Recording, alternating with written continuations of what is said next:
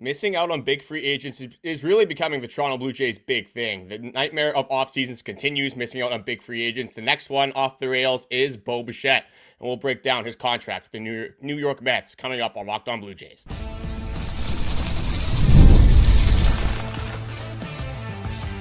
You are Locked On Blue Jays, your daily Toronto Blue Jays podcast. Part of the Locked On Podcast Network, your team every day. Welcome back to Locked On Blue Jays. Unfortunately, we are back with some more bad news. A tough 24 hours for Toronto Blue Jays fans, as we do have an update on Bo Bichette and who he will be signing with during this free agency. And this was from Will Salmon. He was first on this one. Infielder Bo Bichette and the New York Mets are in an agreement on a 3-year, $126 million contract. There are opt-outs after years 1 and 2. Again, 3-year deal. One good thing, it's not the Yankees, it's not the Boston Red Sox. Unfortunately, it is not the AL East at all, because it is not the Toronto Blue Jays either. Kyle Tucker goes to the NL, Bo Bichette goes to the NL. If you're looking for, little falls to grace, you got a couple with that. You don't have to see Bo Bichette 13 times a year.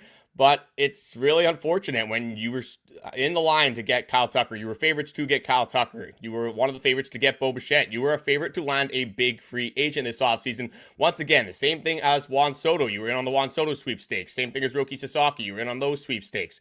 Shohei Ohtani. It seems like this is a common reoccurrence, unfortunately, for Toronto Blue Jays fans. My name is Carter First. I will be breaking down this unfortunate circumstance with the Toronto Blue Jays here.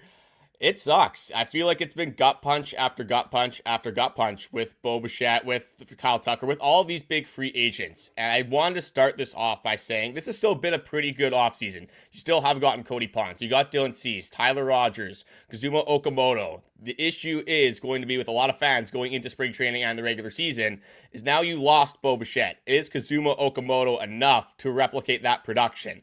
I think a lot of people are going to say no firsthand. Not a lot of people know a lot about Okamoto, which is definitely fair. Not playing in Major League Baseball. We have seen Bo Bichette play right in front of our eyes for 7 straight seasons. We know exactly who Bo Bichette is. So it's never going to be easy seeing a fan favorite play for a different organization.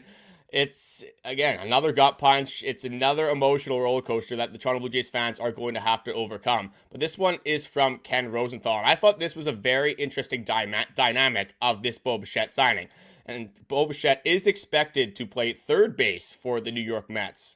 Source tells The Athletic. Mets could trade Brett Baty for pitching. Maybe they move off of their first baseman. Maybe they have to try to sort of reconfigure what they're doing over there in New York. I'm not going to worry about that side of things. I'm going to worry about the Toronto Blue Jays side of things.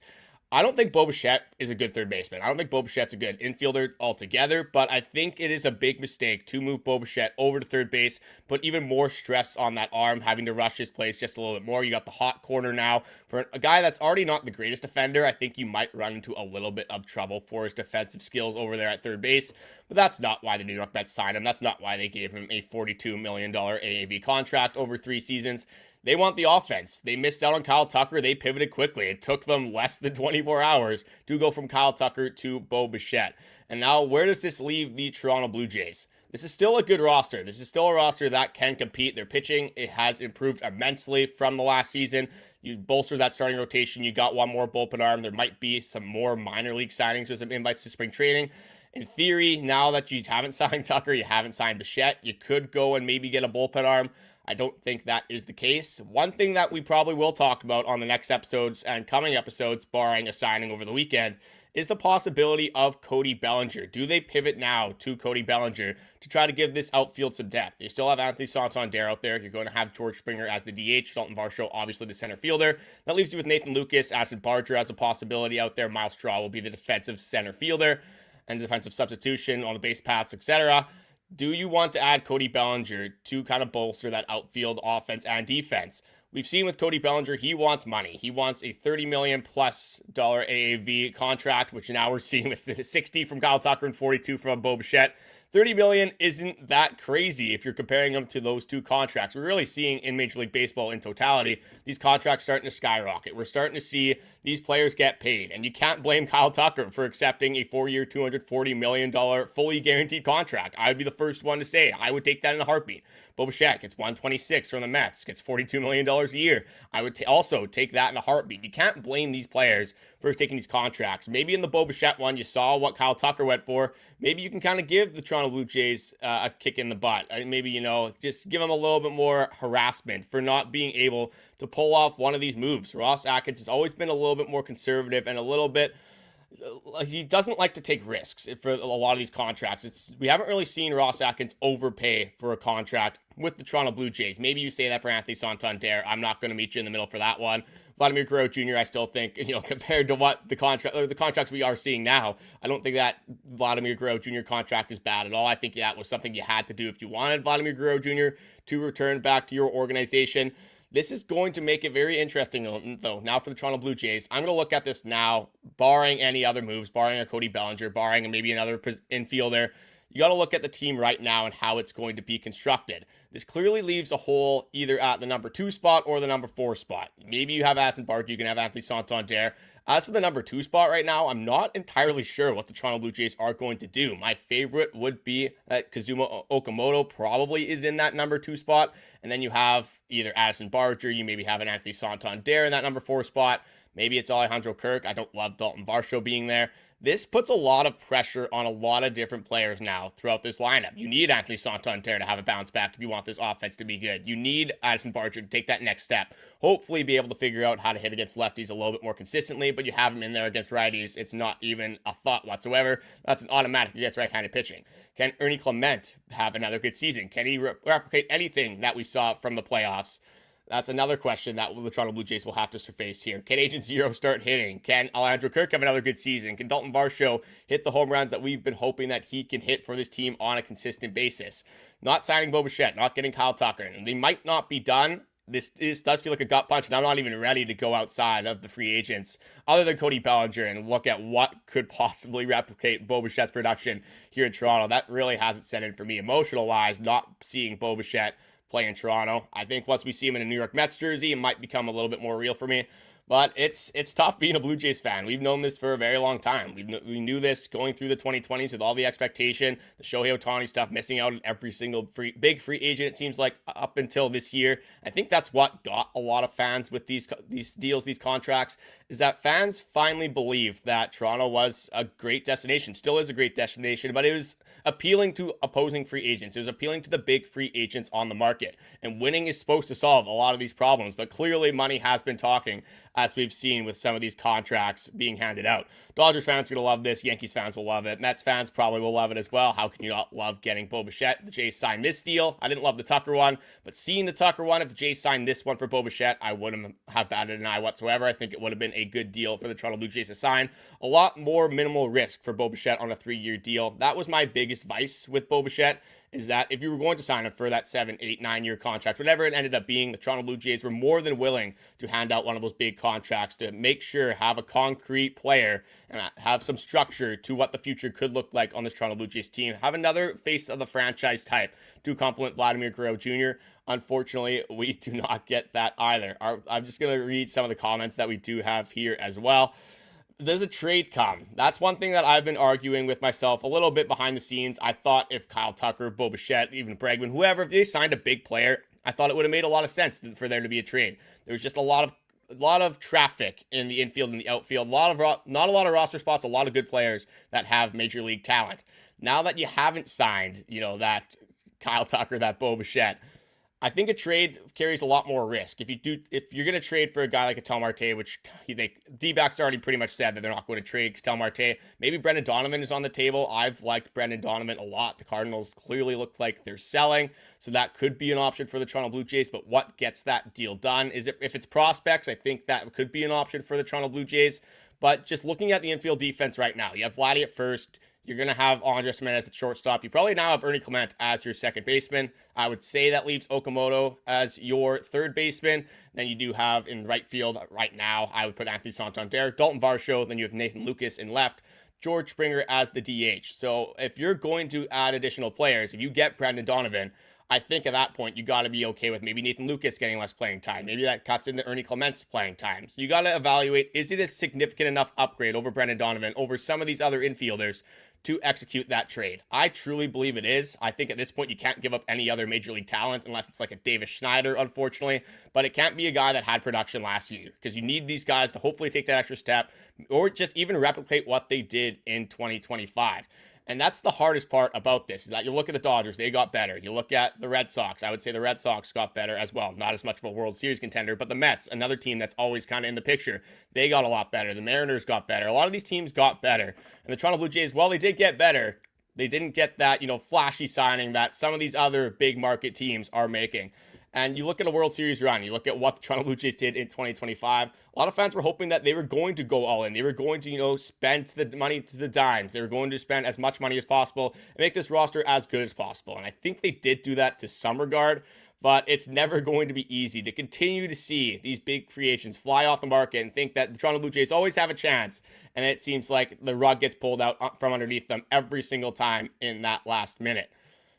Santander better hit 35 or you're gone. 35 for Santander. I'd be okay with that, obviously. Who wouldn't? If Santander needs to have a bounce back season, I think that's more prevalent than ever. You don't get, that big fish, at least right now, still have the opportunity to sign somebody. Not exactly sure who that's going to be. If it's Cody Bellinger, if it's, maybe Eugenio Suarez. You have to see what the fit is like and which guys you're going to be taking playing time from as well. But you need big seasons from Santander. You need something from Springer again. You need Alejandro Kirk to be good. Like I said earlier on in this live stream, there's a lot more pressure on so many more of these players now that you haven't gotten that superstar. You haven't gotten that guy that's consistently done it at the big level and consistently given you that elite production. John Schneider loves these platoon options. This team still offers a ton of platoon options with Nathan Lucas, with Aston Barcher, Okamoto, not as much with him, but Ernie Clement, another guy. You do have options to set your guys up for success, and that is what John Schneider will absolutely be doing once again in this upcoming season. It's the Ernie Clement show. That's really what I think the theme of this podcast is right now. Nathan Lucas, a guy that in a lot of projections was going to be the first guy off the bench. Now this is going to be another guy, which I'm completely fine with. Another guy that's going to have regular playing time. We saw him bat 2 in the World Series, and he was pretty damn good at it. So I think a lot of fans should be okay with giving Nathan Lucas another chance.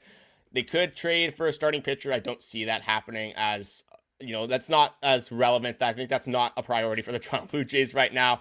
That would be a big flyer, in my opinion. I would be really caught to the wayside if they did go out and trade for a starting pitcher. I don't think they go for the bullpen. So I think if it is a trade, I think it will be a positional player. I do like Brendan Donovan a lot. We did a lot of box. Brendan Donovan was one of my guys that I would like to see for the Toronto Blue Jays. Again, depends what the package is. But I don't want Blue Jays fans to freak out. I think that's going to be the theme of the next few upcoming podcasts. This is still a good baseball team. This is still a team that is projected to win over 90 games. This is still a team that should be able to compete in a tough, barring AL East. The Dodgers, again, are going to be a team that if you can make the World Series, if you can get there, that's when you start worrying about the Dodgers. Hopefully teams can take care of them before in the playoffs, but you're worrying about the Yankees for the foreseeable future. You're worried about the Red Sox. You got to make the playoffs before you can worry about some of these NL teams and what their roster construction is going to look like. Gut punch after gut punch after gut punch. It is unfortunate for the Toronto Blue Jays fans right now. Do something you like. Maybe have some food, your favorite food. Go see your family. Just try to be in a better headspace because it's been a tough about 16 hours at this point for the Toronto Blue Jays fans, for the Toronto Blue Jays organization, and just for everyone's mental well-being. It's always going to suck seeing Bo Bichette, one of my favorite Blue Jays, watching him growing up, watching him with Vladimir Guerrero Jr. The vibe and the emotions are going to be a whole lot different, especially opening day. Not seeing Bo Bichette in that Blue Jay blue. I'm just going to read a few more comments, and then we will be taking off for the day. We will be out again on Monday, back with you guys with another podcast with Braden as well, breaking this entire thing down. Hopefully we see another signing. Hopefully we get some clarity on what the Toronto Blue Jays blueprint for the rest of the offseason is, the direction that they might go. Donovan or Marte, if it was that simple, I would pick Tel Marte. I don't really think that is a question, but I just don't think Marte is available at this point anymore. Trade to get Teoscar Hernandez from the Dodgers. He's going to hit like 8 now in that order. He still probably has the corner outfield spot. I don't see where else they would go. I think it's Paul Has in center field and obviously Kyle Tucker in right. I guess Teoscar in left. He is normally a right fielder, but with Teo, he's not the greatest defender. Maybe you throw him in left field. Maybe he's not obviously not your DH. You have Shohei Ohtani. So he's kind of stuck there out in one of those corner outfield positions. I would love to see Teoscar Hernandez reunite with the Toronto Blue Jays, but I really don't think that is a possibility. just looking at a few. Does Varsho get extended now? I think with Varsho, it's a bigger conversation, but a lot of Varsho's contract extension talks really rely on this season. So we have seen Dalton Varsho, we know how good he is as a defender, but we've really seen him all over the map in terms of offensive capabilities and offensive consistency. You're looking for a consistent season from Dalton Varsho, and this season will have a lot to do with how much he is paid and what the extension looks like. Is it a multi-year extension? Is it one of those 5-year extensions that Kirk got? Or is it one of those guys that, like Bichette, unfortunately, that reaches free agency with the Toronto Blue Jays and then maybe does look at other teams and other options for the rest of his career? Tough blow. Another tough blow. This isn't the end of the Toronto Blue Jays. This isn't the Toronto Blue Jays being last in the AL East. This isn't them not making the playoffs. I want to stress that this is still a good baseball team, and we will break that down for you guys on Monday. Just wanted to say thank you for everyone that joined this live stream. Braden was at work, unable to make it. We always try to get something out for you guys, whether it is convenient or not for us. It's usually not convenient with MLB signings. Like, they're always either late or super early in the morning. This one, not too bad for me. It was actually in a pretty good spot. So thank you guys for watching, with all the likes, comments, support. The offseason feels like it's over. It might not be. Hopefully we still get some more moves, but this is going to take a long time to recover from. Thank you guys for watching, and we will be back with you guys on Monday.